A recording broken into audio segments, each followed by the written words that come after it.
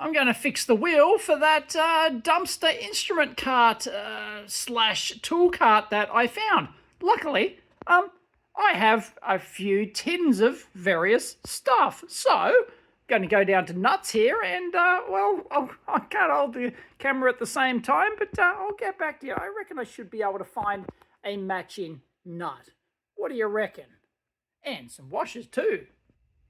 And if you haven't seen my collection, it just goes on and on and on and on and on. Well, it's behind some stuff at the moment, but yeah, it's pretty extensive. And yes, these shelves are full. They actually go all the way back to the rear of the shelf there. So yeah, I think I might be able to find something suitable.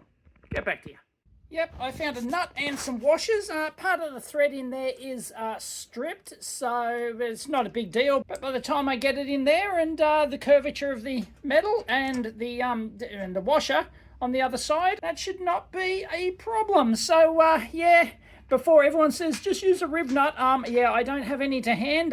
There's the one that's Kamagutsa in there, and there's our nice clean hole. So yeah, I reckon I can just bolt that in, no worries. The other one is just the riv nut top washery bit distance. So I'll match that distance with that spacer there. And actually don't want an uneven cart wobbling around.